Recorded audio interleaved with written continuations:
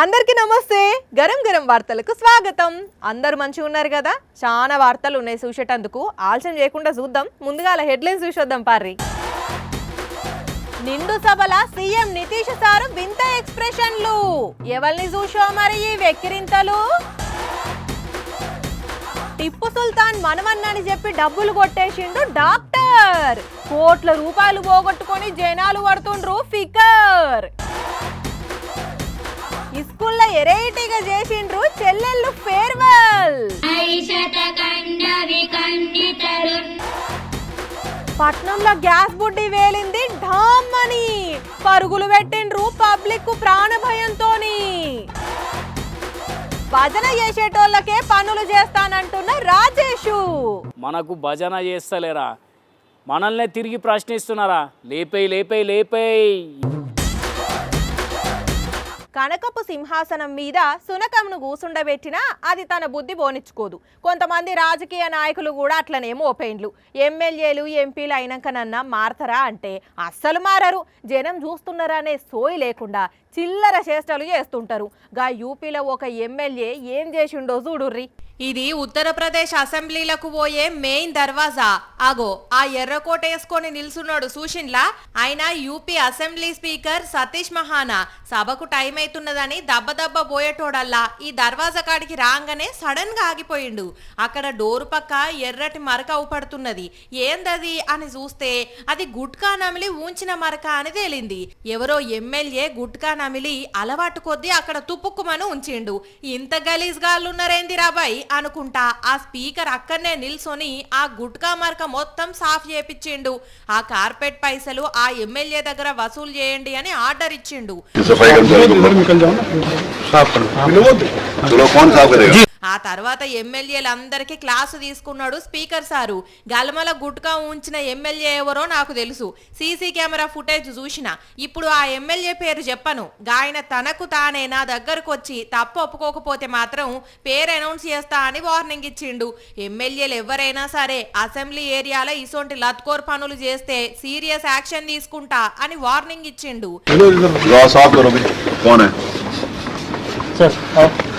అదట్లుంటే ఇటు బీహార్ అసెంబ్లీలో ఏమైందో చూడండి. ఈయనెవరో తెలుసు కదా, CM Nitish Kumar sir. Budget మీద వాళ్ళ మంత్రి స్పీచ్ ఇస్తుంటే పక్కనే కూర్చున్న నితీష్ కుమార్ సారు ఎదురుగున్నోళ్లను ఎట్లెక్కిరిస్తున్నాడో చూడండి. 7818 करोड़ रुपया में पंचायती राज संस्थानों को 5000.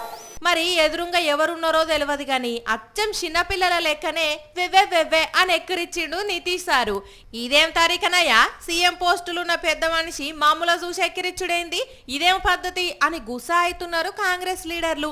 ఈ లీడర్లకు అప్పుడప్పుడు ఏమైతుందో ఏందో అంత గమ్మత్తు చేస్తారు అనుకుంటున్నారు ఈ వీడియోలు చూసినోళ్ళు. ఎవరక్కడ? నాకు దాహముగానున్నది, అర్జెంటుగా 1/2 లీటరు ఆవు పాలు అడ్డాలో నింపుకొని రండి. ఏందుల్లా అట్లా చూస్తున్నారు? నేనెవరో తెలుసా? మా తాత ఎవరో తెలుసా? టిప్పు సుల్తాన్. అంటే ఓటర్ల తింటాడు కానీ టిప్ ఇచ్చే అలవాటు లేదని ఆయనకు ఆ పేరు పెట్టిండ్రు. అది వేరే విషయం అనుకోండి. ఏంది నమ్ముతలేరా మా తాత టిప్పు సుల్తాన్ అంటే? అంతేలే, నేను చెప్తే ఎందుకు నమ్ముతారు? ఈ సొంటోళ్ళు చెప్తే నమ్ముతారు. ఈ ఫోటోల్లో కనిపిస్తున్న మోతెవరెవరో తెలుసా? సుల్తాన్ ఫతేహ్ అలీ సాహెబ్ టిప్పు అలియాస్ టిప్పు సుల్తాన్ మనవడు డాక్టర్ అబ్దుల్ రహీం సుల్తాన్ రాజా. వరంగల్ జనగామలు ఉంటాడు. అవునా నిజమా అని నమ్మినరా? ఇట్లా నమ్మిచ్చే 6 కోట్ల రూపాయలు వేసుకొని అవతల పడ్డాడు అబ్దుల్. మా తాత టిప్పు సుల్తాను, నేను ఆయన ట్రస్టుకు చైర్మన్. కర్ణాటక సర్కార్ నుండి నాకు ఒక 700 కోట్ల రూపాయలు వచ్చేటి ఉన్నాయి. అవి రావాలంటే జిఎస్టీ కింద 1 కోటి రూపాయలు కట్టాలి అని జనగామలో ఉన్న జనాలను కొందరిని నమ్మించి పైసలు పట్టుకొని పారారైందట. చాలా రోజులకు మళ్ళీ ఇప్పుడు ఏదో పని పడ్డట్టున్నది. మళ్ళా జనగామ వచ్చిందని పోలీసులకు ఇన్ఫర్మేషన్ పోతే పోయి పట్టుకున్నారట.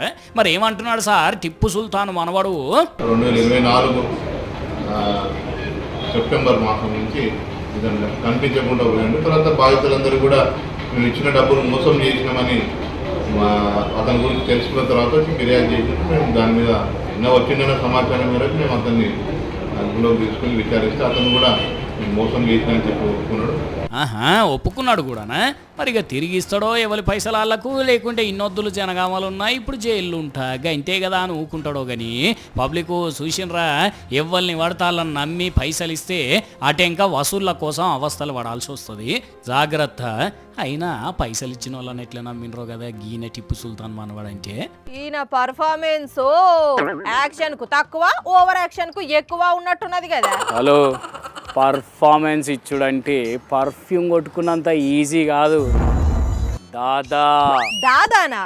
అక్కడ ఎవరు లేరు కదా, దాదా అని ఎవరు పిలుస్తున్నావు? ప్రిన్స్, నేనన్నది దాదా, నా పేరు రాజేష్ దాదా.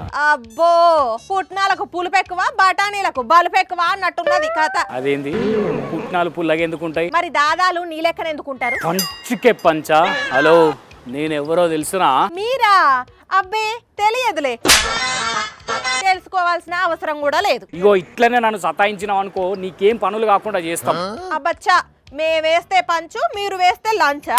అర్థమైంది నువ్వు మా టీం కాదని, అందుకే ఇట్లా మాట్లాడుతున్నావు కదా. మీ టీం అంటే మీరు పంచులేస్తే నవ్వాలి, మీరు బెదిరిస్తే భయపడాలా? అంతే మరి.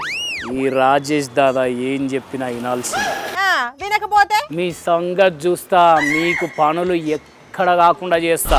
ఎల్లవయ్యా, నీలాంటి వాళ్ళని మస్తు మందిని చూసినది. పరమేష్ చెప్పు. ఏంది మన మాట ఇంటలేరా? మన భజన కూడా చేస్తలేరా? మళ్ళీ మనల్ని ప్రశ్నిస్తున్నారా? లేపేయి లేపేయి లేపేయి, అన్నిట్ల నుంచి లేపేసి ఒక్క స్కీమ్ కూడా అందకుండా చెయ్యి. చూసిన రానుల్లా ఈ లొట్ట పీసు దాదా బెదిరింపులు. నిన్ను కూడా ఇడిచిపెట్టేదేలే. కూసుకొని కూసో. ఆడ చంద్రబాబు బెదిరిస్తేనే ఎవరు భయపడతలేరు, నువ్వు బెదిరిస్తే ఎవరో భయపడతారట. చంద్రబాబు ఆయన ఏం బెదిరించిండు? మనోళ్ళకు తప్ప వేరే వాళ్లకు పని చేయడట. ఏం మాట్లాడిండో విను. వైఎస్ఆర్ కాంగ్రెస్ పార్టీకి డైరెక్ట్ గా ఇండైరెక్ట్ గా మనం పనులు చేసే పరిస్థితి ఏ స్థాయిలో కూడా రాకూడదు. అంటే ఇట్లా మాట్లాడితే సూపర్ 6 హామీలు ఏవి బాబు అని జనం అడగకుంటుంటారని కావచ్చు. ఏమో మరి, ఆయన ఈ రాష్ట్రానికి కాదా సీఎం, వాళ్ళ పార్టీకేనా? అట్లెట్లుంటది, రాష్ట్రానికి సీఎం. మరి అలాంటప్పుడు అందరి కోసం పని చేయాలి గాని వాళ్ళ కోసమే పని చేసుడేంది? ప్రమాణ స్వీకారం చేసినప్పుడు రాగద్వేషాలు లేకుండా అని చెప్పి ఇప్పుడు ఇది కరెక్టేనా? అందుకే దేశద్రోహం కేసు పెట్టాలి ఆయన మీద అని అంటున్నారు కొందరు. అంటే నేను కూడా అట్లనే మాట్లాడినా కదా, నా మీద కూడా కేసు పెడతారా? ఏమో, నువ్వు లేని తోడు మోపు చేయగలి, నేను చెంపు. ఇలాంటి వాళ్ళ బెదిరింపులకు ఎవరన్నా భయపడతారా? ఏమేమి ఇస్తామని చెప్పి పవర్లకు వచ్చిండ్రో అవన్నింటి మీద పబ్లిక్ బరాబర్ నిలదీస్తారు. బుద్ధి కూడా మంచిగానే చెప్తారు గాని ఏమంటారు, ఫ్రెషర్స్ పార్టీ ఫేర్వెల్ పార్టీ జరిగితే ఎట్లుంటది ముచ్చట? డీజే పాటలు, డాన్సులు, ఆటలు, పాటలు, మిమిక్రీలు, ఎక్కడిది మామూలు సందడి ఉండదు, మామూలు సంబరం ఉండదు. అట్లని పోరలే ఎగురుతారా అనుకుంటే పొరపాటే. కొందరు ఊపున్న సార్లు కూడా డాన్స్ చేసి చూపెడతారు. ఎన్ని ఫేర్వెల్ పార్టీలో చూడలేదు కదా. అయితే ఈడ మాత్రం ఒక ఫేర్వెల్ పార్టీ దునియాలో ఎక్కడా జరగని విధంగా జరిగింది. ఎట్లా అంటారా? ఇగో ఇట్లా. ఫేర్వెల్ పార్టీ అన్నారు, పిల్లలు పూజలు చేసే ముచ్చట చూపెడుతున్నారు. ఫేర్వెల్ పార్టీ అంటే కనీసం స్టేజ్ ఉంటది, పిల్లలు ఉంటారు, సార్లు ఉంటారు, గెస్టులు వస్తారు, టెంట్లు గింట్లు వేసి బందోబస్తుగా ఉంటది. కానీ ఇక్కడ ఏం లేదు, మీదికెళ్లి సరస్వతి అమ్మవారి ఫోటో పెట్టుకొని భక్తి గీతాలు పాడుతున్నారు. అసలు ఎక్కడ జరిగింది ఇది అంటే? ఫేర్వెల్ పార్టీ అంటే ముందుగాలనే చెప్పినాం కదా, ఈ ఫేర్వెల్ పార్టీ అన్ని పార్టీల లెక్క ఉండదు అని. ఇది ఫేర్వెల్ పార్టీ, కాకపోతే పిల్లలు సరస్వతి అమ్మవారికి ఇట్లా పూజలు చేసి భక్తితోని పాటలు పాడి ఇచ్చంత్రంగా చేసుకున్నారన్నట్టు. ఇట్లని ఈ ఒక్క భక్తి పాటలు పాడే ఆగలేదు. ఇదే స్టైల్లా వాళ్లకు చదువు చెప్పిన మేడాలకు కూడా సర్ప్రైజ్ గిఫ్టులు ఇచ్చిండ్రు. వాయమ్మో, మేడాలు తక్కువ మంది లేరు కదా, 10-15 మందికి ఎక్కువనే చదువు చెప్పినట్టున్నారు. మంచిర్యాల జిల్లా కోటపల్లి కస్తూర్బా గాంధీ పాఠశాలలో జరిగిన ఫేర్వెల్ పార్టీ ఇది. మంచిగా ఎగ్జామ్లు రాయండి, మంచి మార్కులు తెచ్చుకోండి, నలుగురికి ఆదర్శంగా ఉండమని టీచర్లు పిల్లలకు చెప్పితే జూనియర్ పిల్లలేమో అక్కలకు బెస్ట్ ఆఫ్ లక్ చెప్పిండ్రు. కానీ ఇసొంటి farewell party never before ever ఆఫ్టర్లే. సూపర్ రా చెల్లెలు, ఖర్చు లేకుండా ఉన్నంతల్నే తెలివితోని మంచిగా ఆలోచన చేసిండ్రు. ఆల్ ద బెస్ట్, ఎగ్జాములు మంచిగా రాయండ్రి, సరేనా? ఇవి మరి ఇయాల్టి గరం గరం వార్తలు. మళ్ళా రేపు ఇదే టైంకి ఇట్లనే చాలా వార్తలతోని కలుసుకుందాం. అప్పటిదాకా చూస్తూనే ఉండండి సాక్షి టీవీ. టైం యాదుకున్నది కదా, రాత్రి 8:30కి, మళ్ళీ పొద్దుగాల 8:30కి ఉంటాం మరి.